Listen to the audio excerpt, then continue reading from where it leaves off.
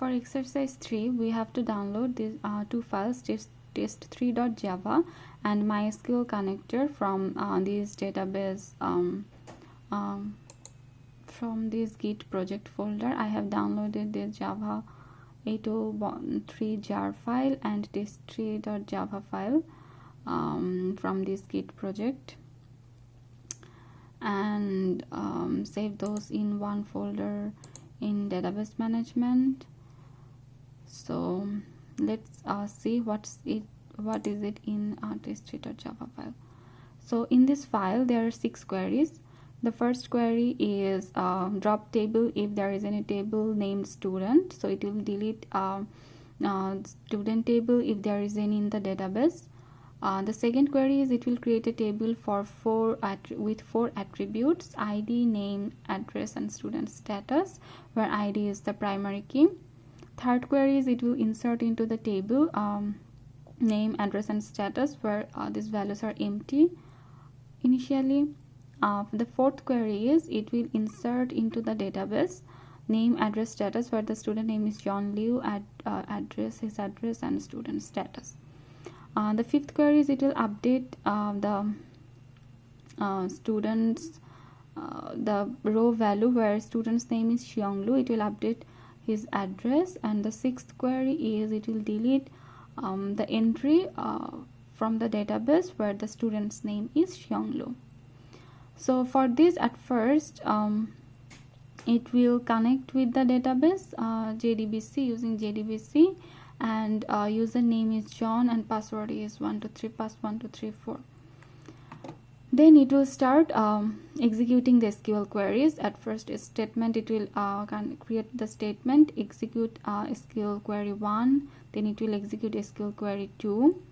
Then it will for SQL query 3, look, there were no values initially, so now we are creating a statement for SQL query 3, and we are inserting values using our Java code. The student name will be Xiong Lu, then his address, his status, and then we will execute this query. Then we are executing SQL query 4, and then result set, it will contain the results. So then we will put our query directly using execute query method. Select all from students. It will print all the database entries from the table, and it will print those in our console, write result.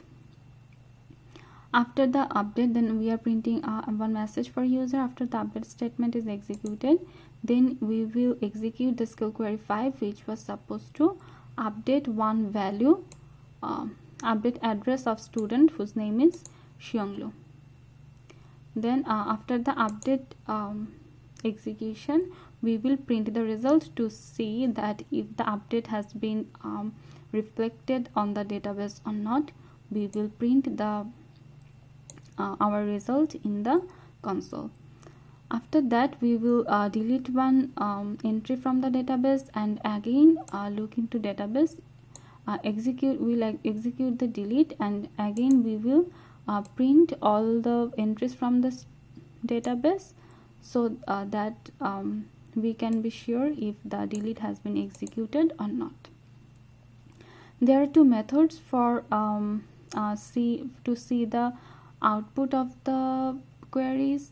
First one is write metadata, which is generic for all queries, all database queries, and the second one is write result set. Here we know what type of data we are going to have. We know in table student, in student table, the first one ID is integer type data, name is string type data, and address is string type data, and status is string type data also. So when we get the result in result set, at first it is initially it is pointing to the before the first data set. So using this method result_set.next, we are at first pointing to the first row of our query, result query. Then we are collecting the data using these methods, as we know all of their data types, and then we will print those.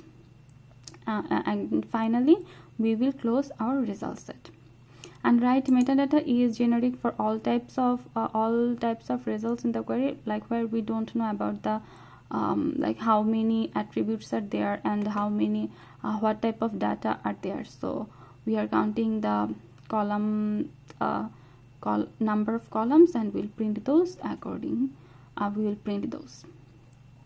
So this is all in testtree.java. Now we will run this JavaScript and see our output. So how to run this script? We have our commands in exercise 3 description. We will follow these 2 commands for Windows to run the testtree.java script. So now we are going to the command prompt and let's see what happens. So these were the queries, yeah, and this is our console. So now I have run one time before. So at first we will run this command. It will it does not show any error, so it's okay. Then we will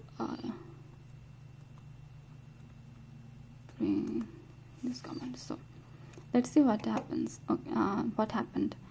So at first, print result from a table. It has printed results from the table. There is 2 student name. One is Xiong Lu and 2 is John Liu. Let's say SQL1 query. Query 1 was supposed to delete any table exists in the database named student. So it deleted, and then it has created a table named student in the database. And then we have inserted 2 data. The first one is Xiong Lu. We have inserted this data: 123 Main Street, Troy, Michigan.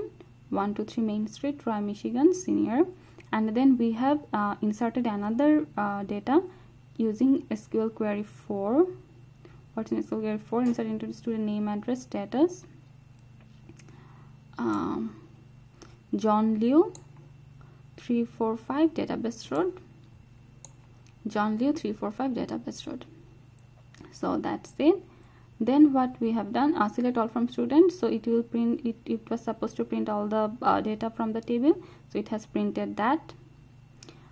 Then after the update statement is executed, what we'll do, execute SQL 5.